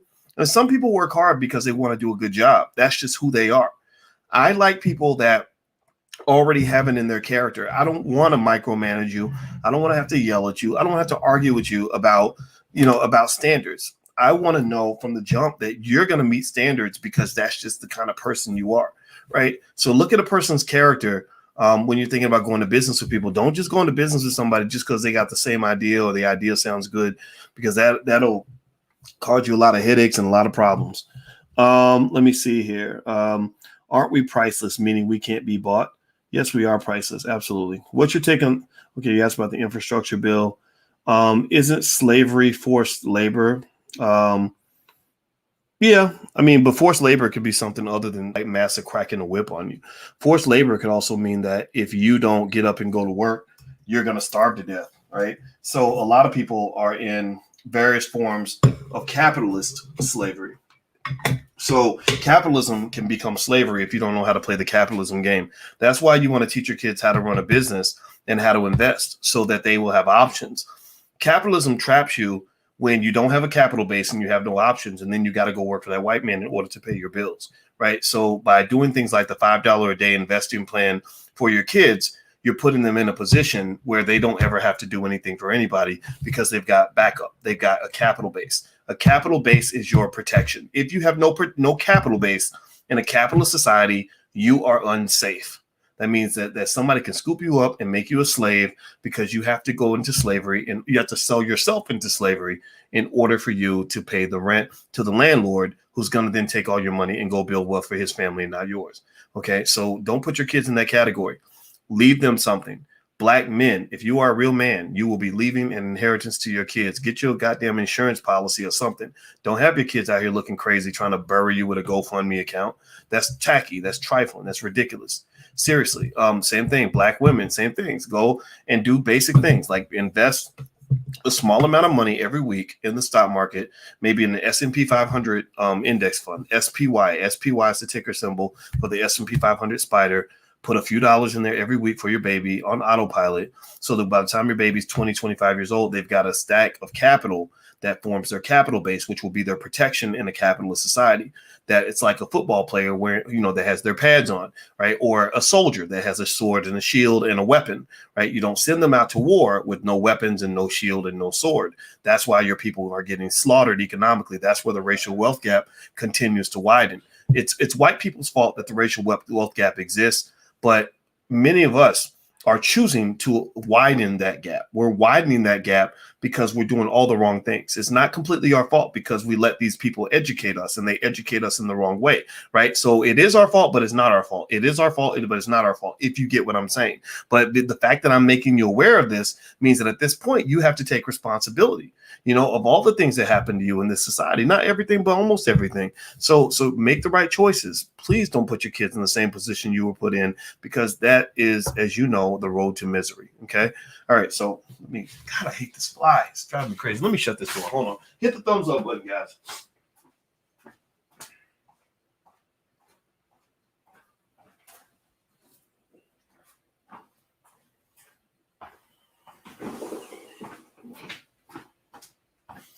Yep. Okay, I got something for that fly. I got this thing called a fly magnet, right?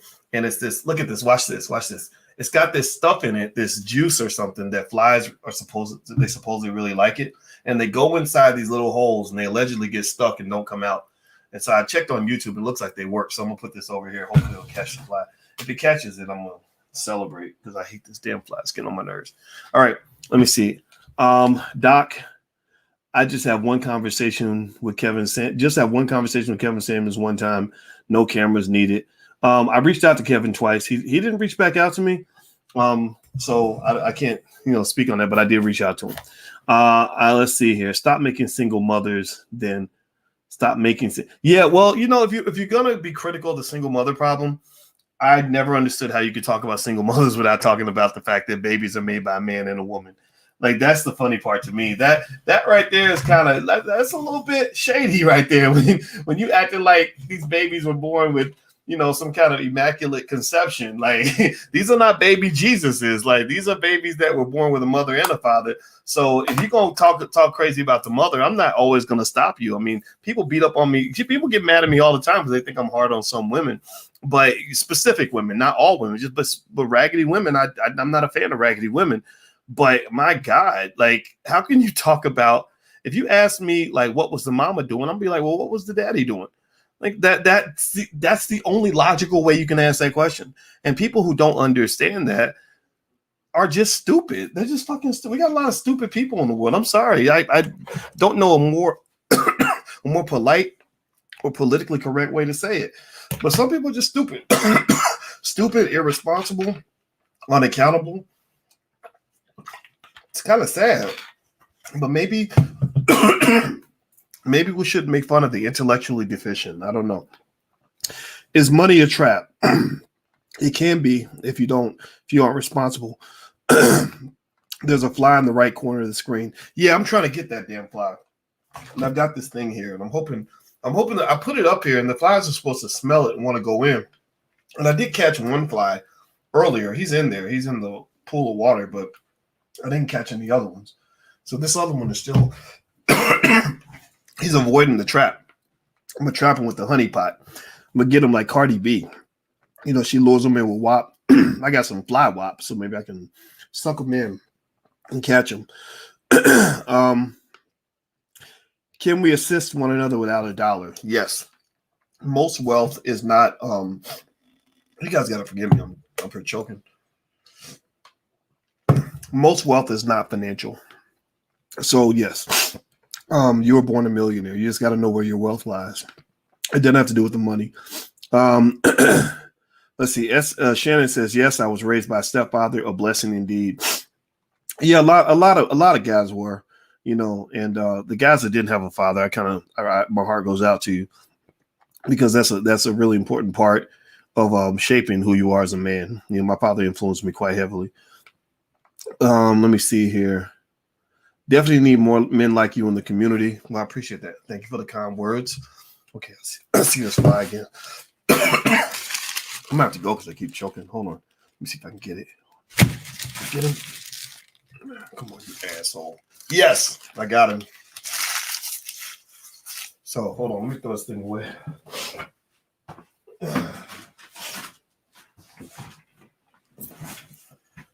Okay, let's keep going. Hopefully I won't keep choking.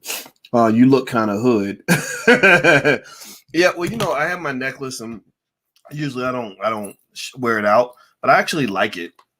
I picked it because it's my style.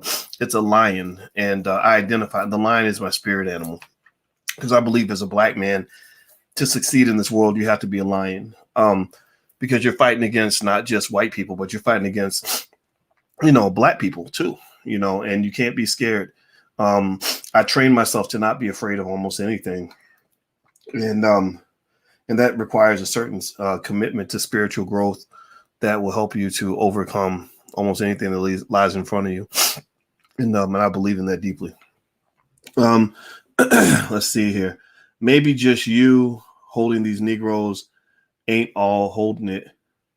Y'all probably in Bitcoin. Okay. Sorry, okay. Talk to us about XRP when they out of litigation. Yeah, I wouldn't buy XRP, but I'm not going to sell it. Have you ever met Robert Kiyosaki? No, I have not. Can we live abundantly without $1? I think we can. He's cooking up another crime bill for us. I think he is.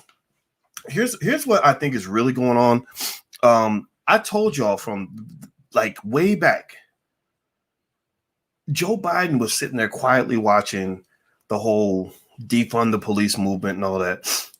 But he deep down does not agree with any of that. Joe Biden spent most of his career. Okay, why is there another fly in here? I got one, and they keep walking right past the fly wop. He's supposed to go in there. You're supposed to. The Cardi B trap is right here. You're supposed to go in. God damn it!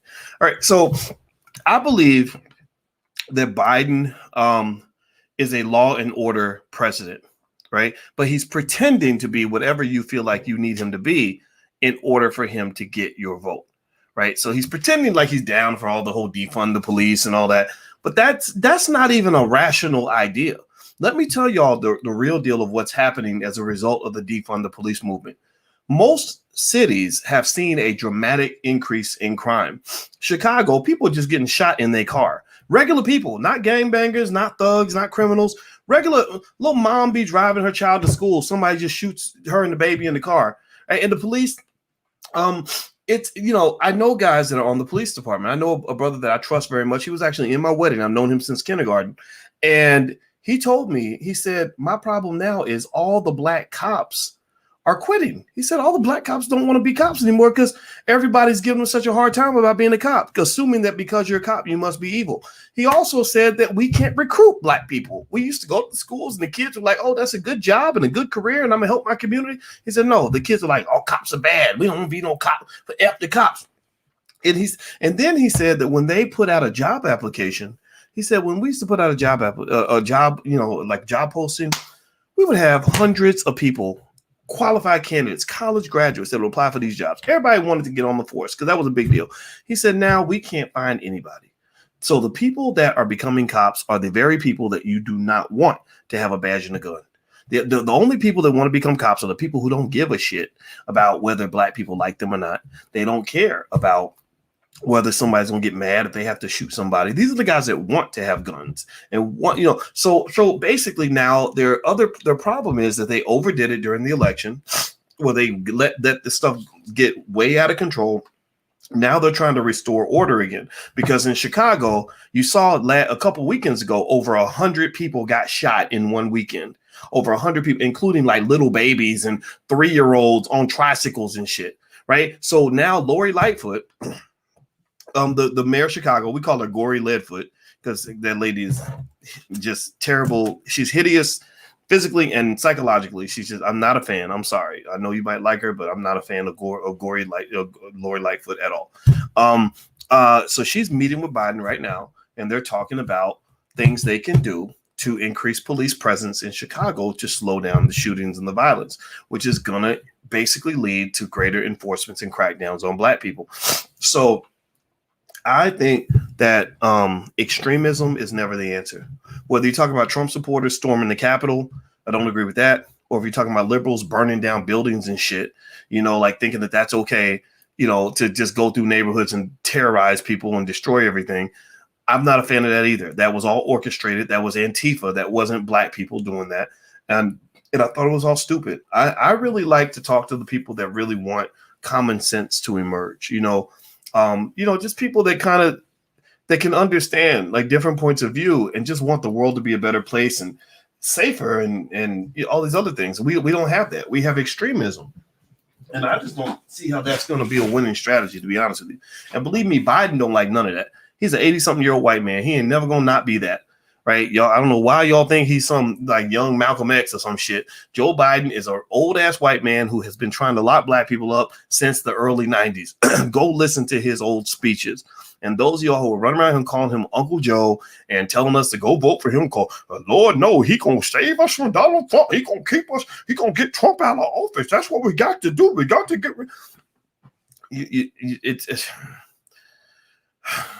Let me move on. We won't get reparations until we confirm a nationality. Okay, good point. We are not supposed to be paying bills, period. Correct. I pay my bills, so nobody thinks we just reorganize our ignorance. Yeah, I agree. NFTs, I see them offered. There's a lot on IG. Are they a good investment? I don't invest in NFTs, but I'm very intrigued with them. I'm intrigued with the Ethereum blockchain, which is where NFTs lie. So I am going to probably at some point invest in an NFT, but it won't be anytime soon. A lot of NFTs are used for money laundering, so be very careful.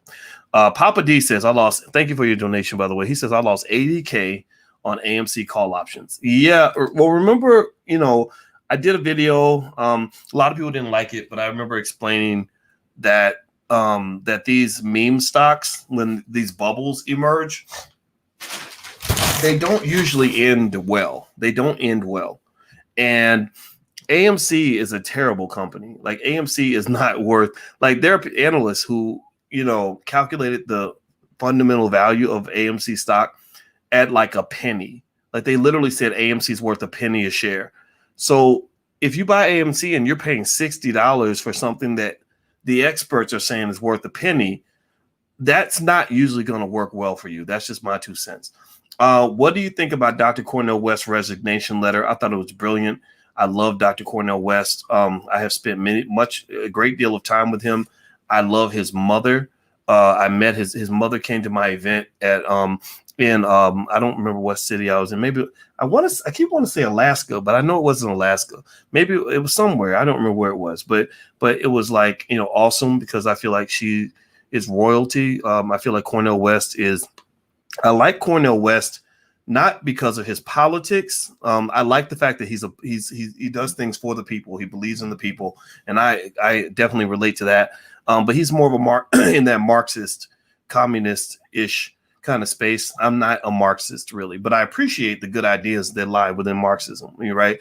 I just like Cornel because he's a good guy. He has integrity. He ain't in it for the money. He's a little too tethered to those big white universities, and that's why Harvard was shitting on him, and that was the very thing that I walked away from. I didn't want to be in a world where big white universities got to decide how successful I was going to be, right? I wasn't going to let my success be tied to people who hate me. I wanted to come to my people. My people are the B1 people. It's not even the whole black community. My people is a small niche, about 10 to 15% of the black community that wants something different and is willing to fight for it. And in that space, that's where I found myself. And so I don't care what white people think about me. I don't care what these white universities think. There's no job they could offer me. They could make me president of Harvard University tomorrow, and I would turn the job down and not miss a wink of sleep, because there's nothing that they have for me that could validate me more than I've been validated by receiving the support of all of you who believe in what we're trying to do. So I'm not even worried about trying to be, when I was younger, you think about things like one day maybe I can be in the history books and all that.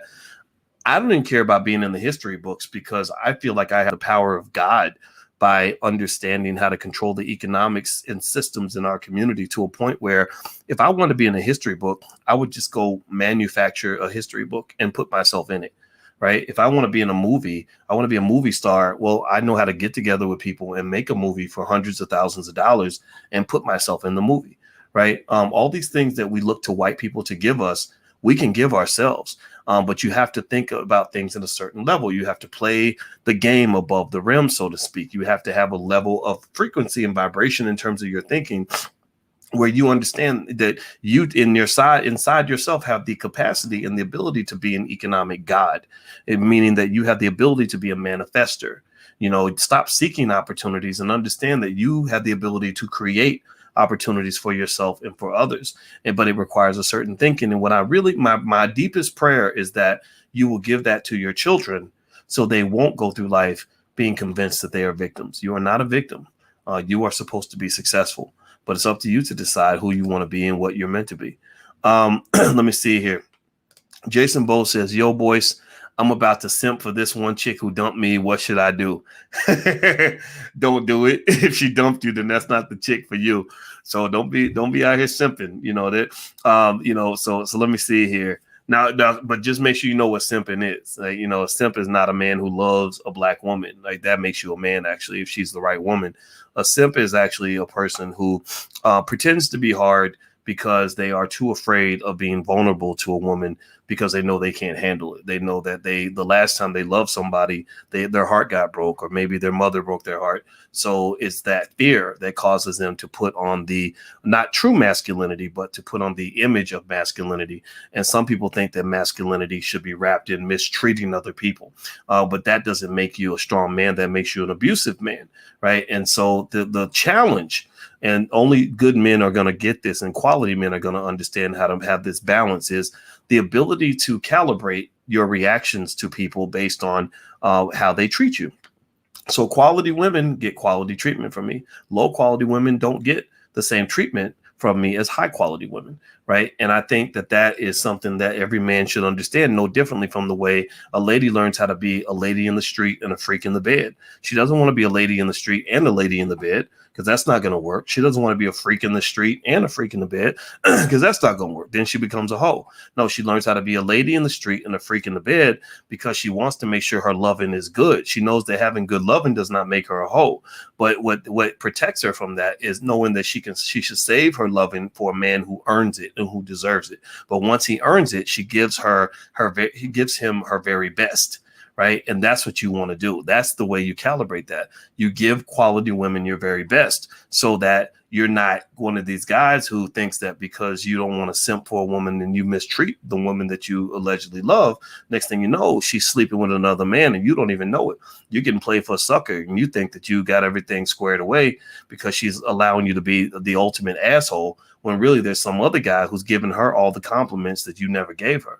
And then before you know it, some guy's in your bed, or you sitting over crying in your beer because your woman left you. And then you're sitting there in a Kevin Samuels chat talking about women ain't shit. Well, the reason you think women ain't shit was maybe because you didn't know how to take care of your woman and didn't know how to cover your territory. And that's why she ended up picking a man who was a better man than you. So stop letting people tell you how to deal with your relationships. You need to figure that out. Figure out what you want and figure out how to get it. I get what I want. I've gotten what I want in life. I'm very happy with where I've ended up in life. And when I wasn't happy, I went to go learn a better way to get it done. So I encourage you to do the same. All right. So let me see. Let me keep going. Let's see. Billionaires should have the highest taxes. Yes, I agree. Stallion. Ronnie Reparations. That's a great name. Dr. Watkins, do the banks charge for doing your stock transactions like JP Morgan? Do they charge fees? Yes, some of the brokerages have fee structures embedded in the process. You just got to look at each one and see what the fees are for different trades. And also, if you do options versus stocks, they're going to charge different fees for that. Let me see here. Dink says, I'm a fan of Boyce. He has a lot of proven knowledge in the options field. Yes, I do know. I mean, finance is my thing. So thank you very much. Let's see here. Somebody asked, do you support NLAC? I'm sorry, I don't even know what NLAC is. I'm sorry, Dr. Bob. Stallion of the Year. Which is the best to use to finance the buy price, the 72, 200, or 50-day moving average? Oh, yeah, moving averages. That's really technical analysis on stocks. And honestly, the research says that technical analysis, looking at trend charts, is not as effective as looking at the fundamentals of a company when you're making investments. It just seems like it works like during the pandemic, because during the pandemic, it was very easy to make money. A lot of people were making money during the pandemic, but like the brother who came in and said he lost 80,000 on the AMC options, which, by the way, I'm very sorry about that, man. I hope you get your money back. It shows like when, times like now, when the money's not flowing everywhere, that's when, the men from the boys get separated when it comes to investing. That's when it's hard to make money. So that's when you have to be a little bit more careful. Let's see. Dr. Vibe, do you support black men working in the trades? Yes, I do. Absolutely. Can you bring Michael V. Roberts back on, the billionaire? Asked Corey Smith. Yes, I can. I'm going to reach out to Michael. He's in my phone. He should come back in anyway. He's a black billionaire. He's a great guy. Jason Bowe says, let's see. He says, Simp Watkins. Well, it sounds like Jason's a simp. So let me keep moving. I don't talk to punks. Wendell, the dude asked the question to Dr. Boyce about playing video games and chatting. Calm down. Okay. Sorry. Thank you, Wendell. Looks like you're defending my honor. I appreciate you, brother. Thank you. Arsenal says your wife might be sleeping with him. With who? I'm sorry. That doesn't make sense. Maybe you're talking to somebody in the chat. Let me see here. Let me go down. Simp is short for simpleton. Yeah, I don't. So let me see. What is a simpleton? What is a simpleton? A simpleton is a foolish or gullible person. Oh, no, I'm not gullible. I had more. I probably had more education by the age of 25 than some of these fools will have in their whole entire life. I'm not bragging. It's just it is what it is. Why did your wife reject you in college? She didn't reject me. So stop. Only talk about things you know about. Stop repeating things because Kwame Brown said it. Kwame doesn't know me. So you make yourself sound stupid when you talk like that.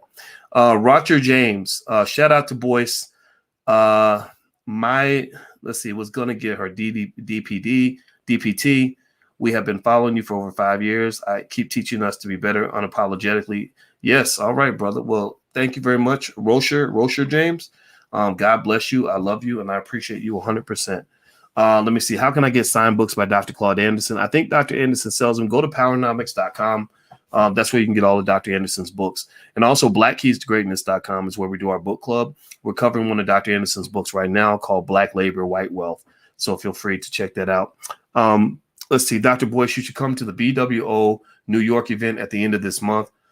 I don't know if I can go at the end of this month, but I'm down with the BWO, the Black World Order. I love those guys. I love Ben X. I haven't met everybody else. I heard about a brother. I think his name's 19 Keys and some others.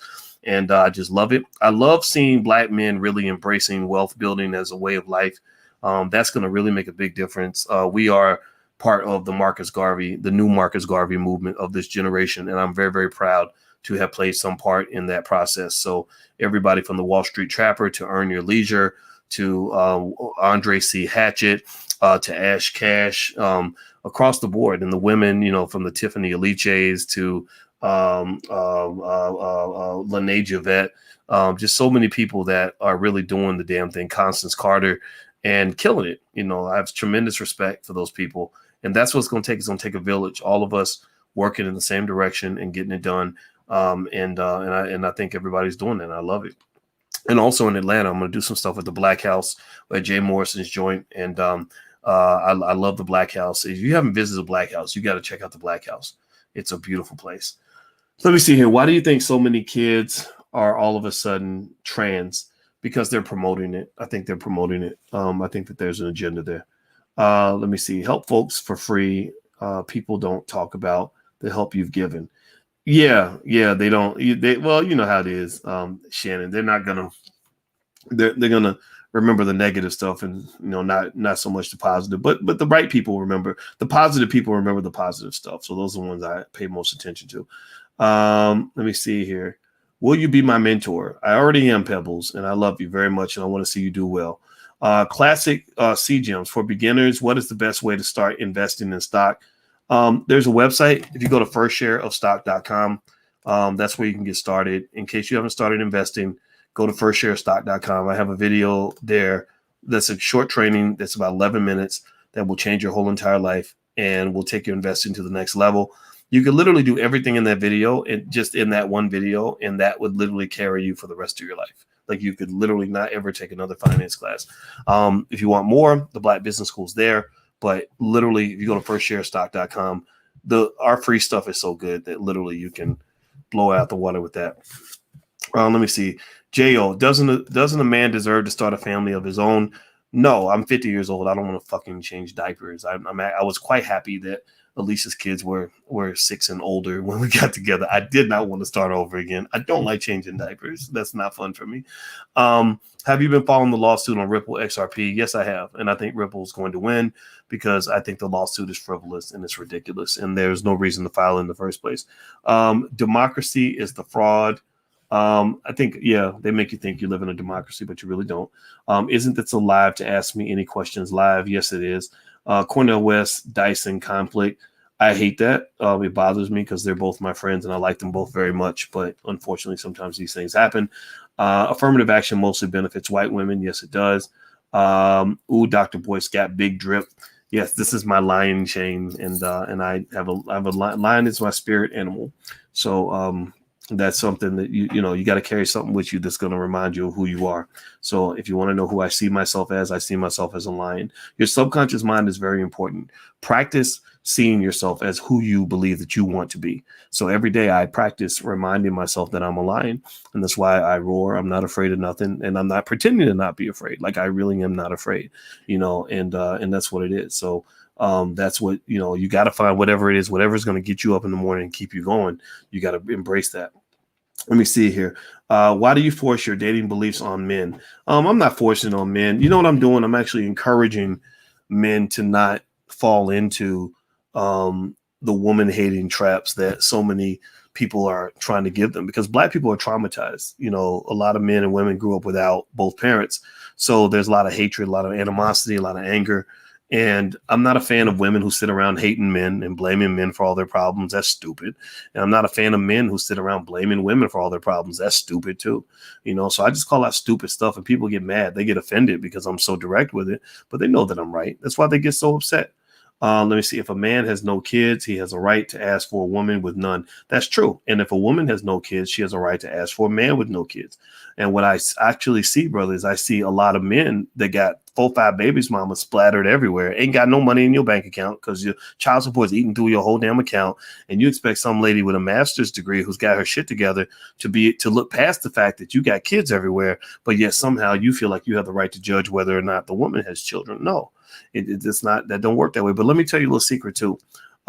This is the one reason my perspective is a little different is because two things. One, I consider kids a blessing. Like I love, helping children if I can. If I can say some positive, encouraging words, give them some mentorship, give them guidance, like that is really fun for me. I don't look at children as like a burden, and maybe it's because I'm a little, I'm not a kid anymore. Like I'm a little more mature, right? So I love that. I love the opportunity to pour something positive into the next generation. But the second piece is it also has to do with finances. So if you are struggling financially, then yeah, kids are an expense. It takes $250,000 to raise one child. That's why you got to be careful about who you have kids with, because you have kids with a broke person, you're going to pay that whole $250,000 by yourself. Right. So if you do get with somebody that's got children and your finances are not together, then yeah, that's certainly something you have to think about, because you're going to have to help feed those mouths. Being financially secure made it easy for me to not really worry about the financial side of having kids in the house. We get the kids whatever they want. And, because I'm financially responsible. Their mother came to the table with money of her own. Their father is financially strong. So our kids are good. So the financial part is not the stressor. The big thing you have to sort of think about is that the life you want? So my argument is figure out the life you want and go for that life. And don't let somebody make you think that a woman with children is lower value. Maybe you like kids, and it's okay to be a Black man who actually thinks kids are cool. Like kids are actually fun, so don't get caught up with that nonsense, man. Like don't let, especially like, think about this too. I want you to think about how many times on the internet you'll see people giving advice that literally don't know what the fuck they're talking about. Like literally their lives are messed up. Some of these people are on drugs. I'm telling you, some of these people are alcoholics, on drugs, depressed, suicidal. The internet's all they got. All they got is the YouTube channel. And relationships are a mess. Done had 3-4 divorces. And they're up here telling you how to live your life. Man, you better not be letting these people give you advice. You better blend it in there with some common damn sense, or you're going to end up looking stupid as they are. Anyway, let me see here. Who said simping is loving your woman? There are people out there that say that, but don't worry about that. You can ignore that. What's your take? Oh, you already asked about the infrastructure bill. I already answered the infrastructure bill question earlier, William. I hope I answered it to your satisfaction. He says also, how can B1 position itself to benefit? That part I don't know. We actually had a guy who taught a class on how to get government contracts in the Black Business School. If you go to the Black Business School, theblackbusinessschool.com, you can talk to the specialists that are on the line. We have specialists. We have a whole customer support team. So if you do anything in the Black Business School and you have any challenges whatsoever, all you got to do is reach out and they can put you in touch with customer support and you can get whatever you need. But they asked them about the class on government contracts. The brother taught the class, and I think the material is still there. So feel free to go to theblackbusinessschool.com And that might be worth looking into. I think I don't want government contracts. We don't take money from the government ourselves, but I think for those of you that are okay with that, this guy, I think this brother made over, I want to say he did over $1 billion worth of government contracts. It was some really high amount of money. So there's a lot of money there. I'm trying to find this URL so you guys can go to the school if you want to go take a look. Oh man, I can't. Hold on. Here we go. Theblackbusinessschool.com. I'll put it on the screen.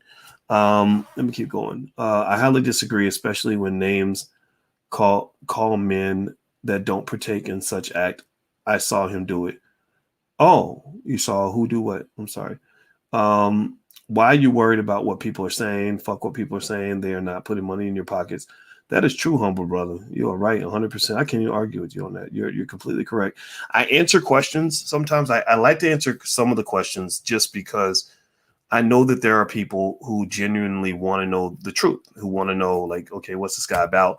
So, whenever, which is pretty much every week, like I guess I'm a popular internet topic. I'd like to just be here and say, okay, tell me what you want to know. I'll answer any question about any topic. So I do that for those that want to know more. Like, okay, because you have to vet people, right? Maybe this guy's full of crap. Maybe he's making stuff up. And you can come see for yourself. Now the people who just decide that they're going to have their opinion made already, I can't talk to them. But there are some people who really want to know, and I like to just sort of be out there. I'm not running from anything. I love these conversations. How often do you pass gas? I don't know, probably about 20 times a day. Do Black people abide by the law? Yeah, I think we do. Moistism, I don't even know what that means. Get your butt out of here with that nonsense. Let's get back to finance. This is a financial conversation, but we do actually have financial conversations every Tuesday at 11 a.m. Eastern. If you go to theblackstockmarketprogram.com, the first month is free. There's 5 years of curriculum that you can go through if you want to. And every Tuesday at 11, all I do is answer stock market questions. That's it. We don't talk about anything else. And then I also tell you guys what 5 or 6 stocks I like for that week. So it's a great program. You can try it out. There's a money back guarantee if you're not happy for any reason. And the first month costs you nothing. So the blackstockmarketprogram.com is where you can go if you want to just sit and talk about financial stuff. And I answer every single question that the students submit in advance. Let me see here. That weight loss looks good on you, King. Thank you very much. I appreciate that. What do you think about investing? Okay, you already asked about Hex cryptocurrency. Yeah, I'm going to definitely invest in that. But not because I think it's great, but because I've heard people talk about it. I like to own some of it.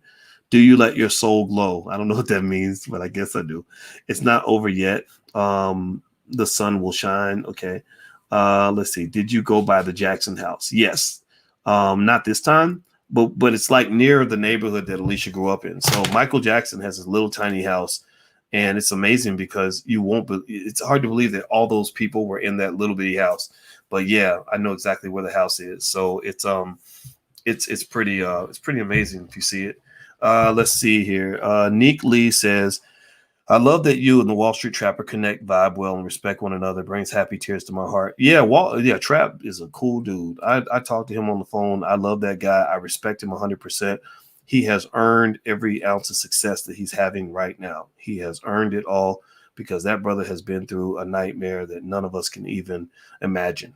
He was homeless when he was 13 years old. He had to go through one of the worst prison systems in the world in Louisiana. He came out and he's shining. He's doing great. And I'm so happy for him.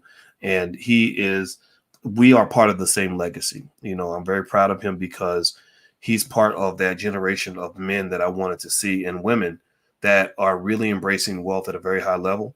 And so in a way, I'm kind of, I guess, in that OG status. Like Dr. Claude Anderson's a triple OG. And so I'm kind of the mid-range OG. And then you got the younger guys coming behind us as well. And we're all part of this legacy because Black men have to be men. We got to be strong. And he's strong and he's smart and he's doing a great job. And I'm super proud of him. So, yeah, I love the Wall Street Trapper, one of my favorite people in the world.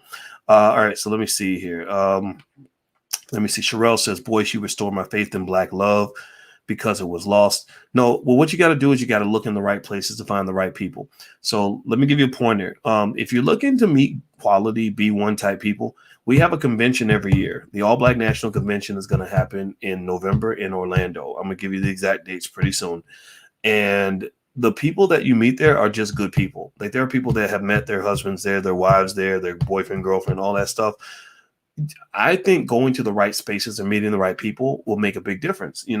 Like when I was single and looking for a woman to choose, I enjoyed the fact that I would meet quality women in the B1 community. They already had a certain mindset. They already valued blackness. They were already smart, and literally even before I married Alicia, the maybe 2 or 3 women I dated before her were literally in this space.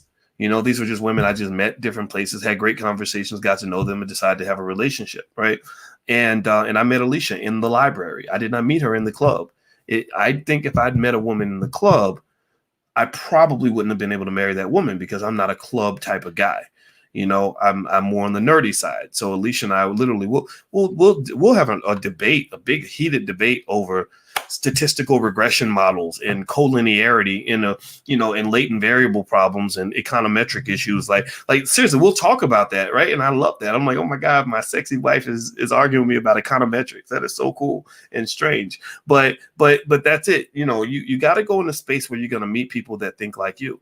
And I believe that you're different. I believe that the fact that you're sitting here with me late at night having these conversations over these issues says that there's something about you that doesn't quite fit in with the nonsense. You see the same thing I see. You see the same problems I see. You see our community failing and burning down around you, and you're sick of this shit. So you got to find other people that can kind of agree with you so you don't spend your whole life sleeping next to somebody that you feel like is a complete idiot and doesn't understand. So I would encourage you to go places where people like you are, and that's where you meet people. And one thing I tell women that come to my events is I say, if you meet a man at one of my events, he's going to be a quality man. He's going to be a quality man because I draw lines in the sand. I tell them, look, we ain't out here trying to call all black women bitches and hoes and disrespect women. We take care of our kids. We come through for our people. We do our best. I might not always win, but I'm always do my best. There's a certain structure of manhood that I endorse, and my guys get that. I see them everywhere. I go to every city I go to. Guys come up to me and they got their woman next to them. They got their kids. They're making moves. They got plans. These are the types of men that I would want to marry my daughters. So I would encourage you. Maybe that's a place you can go to meet people that are like yourself. But I agree with you. Sometimes it's hard. Because some of this shit, some of these people are doing, men and women. Some of the stuff people are doing, I'm like, man, that is so crazy to me. That you're going to have the most fucked up family I've ever seen in my life because you're doing everything crazy and doing everything wrong.